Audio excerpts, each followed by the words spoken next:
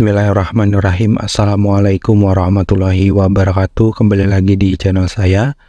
Pada video kali ini saya akan membahas soal terbaru ya, terkait soal situasi kerja sederhana sesuai dengan FR ya, pada hari kemarin ya. Langsung saja masuk ke pembahasan soal yang pertama. Soal yang pertama, apa yang harus dilakukan seorang guru untuk memperoleh pengetahuan dan keterampilan yang diperlukan dalam menjalankan tugasnya? Melakukan penelitian tentang topik pendidikan terkini, bergabung dengan organisasi guru di tingkat nasional, mengikuti pelatihan dan pengembangan profesional secara teratur, mengandalkan pengalaman kerja saja. Jawabannya yang benar adalah mengikuti pelatihannya dan pengembangan profesional secara teratur ya. Soal yang kedua, apa yang dimaksud dengan refleksi diri dalam konteks pengembangan profesional sebagai guru ahli pertama? Mengevaluasi kinerja siswa secara berkala, merenungkan dan mengevaluasi praktik pengajaran sendiri, menyusun rencana pembelajaran secara rinci, membandingkan hasil belajar siswa dengan sekolah lain. Jawaban yang paling benar yaitu merenungkan ya, dan mengevaluasi praktik pengajaran sendiri ya. Soal yang ketiga, apa yang perlu dilakukan seorang guru untuk menciptakan lingkungan belajar yang inklusif? Mengabaikan kebutuhan siswa dengan kebutuhan khusus, memisahkan siswa dengan kebutuhan khusus dari siswa lain, menghargai dan mendukung keberagaman siswa, memberikan perlakuan yang sama kepada semua siswa. Jawaban yang paling tepat yaitu menghargai dan mendukung keberagaman siswa ya. Soal yang keempat, apa yang harus dilakukan seorang guru untuk meningkatkan komunikasi dengan siswa? Mengabaikan pertanyaan siswa yang tidak relevan, memberikan instruksi yang terinci tanpa memberikan kesempatan untuk berpikir mandiri, mendengarkan dengan aktif, dan memberikan umpan balik yang konstruktif, mengkritik siswa secara terbuka di depan teman-temannya.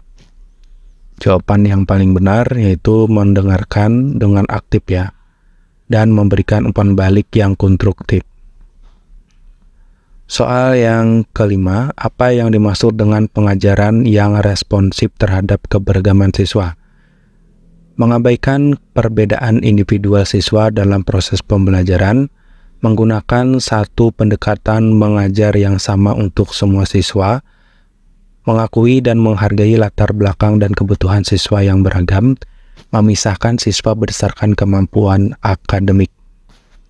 Jawaban yang paling tepat yaitu mengakui dan menghargai latar belakang dan kebutuhan siswa yang beragam ya.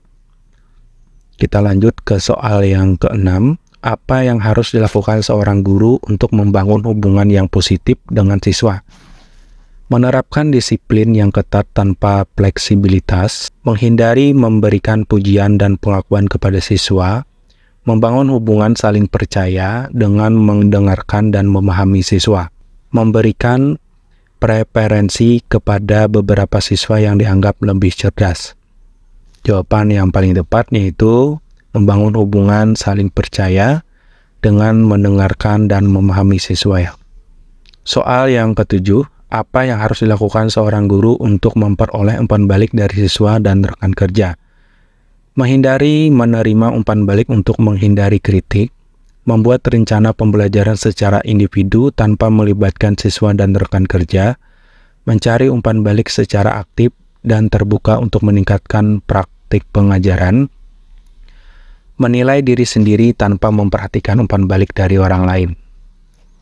Jawaban yang paling tepat yaitu mencari umpan balik secara aktif ya, dan terbuka untuk meningkatkan praktik pengajaran. Soal yang ke-8, apa yang dimaksud dengan pendekatan pembelajaran yang berpusat pada siswa? Guru menjadi pusat perhatian dalam proses pembelajaran, Siswa berperan aktif dalam mengkonstruksi pengetahuan dan memecahkan masalah, Siswa hanya bertindak sebagai penerima informasi dari guru. Guru memberikan instruksi secara terpusat pada materi pelajaran. Jawaban yang paling tepat yaitu siswa berperan aktif ya dalam mengkonstruksi pengetahuan dan memecahkan masalah.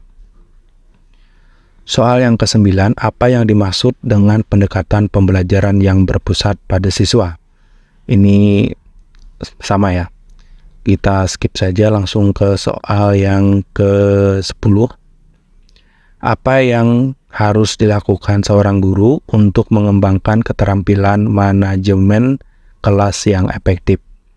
Menghindari pembahasan aturan dan prosedur kelas, membiarkan siswa mengatur kelas tanpa pengawasan, menerapkan aturan kelas dengan konsisten dan adil, mengabaikan perbedaan kebutuhan siswa dalam kelas. Jawaban yang paling tepat yaitu menerapkan aturan kelas dengan konsisten dan adil ya. Nah, demikian Bapak Ibu soal yang sering muncul pada FR yang terakhir ini ya. Semoga bermanfaat dan terima kasih. Assalamualaikum warahmatullahi wabarakatuh.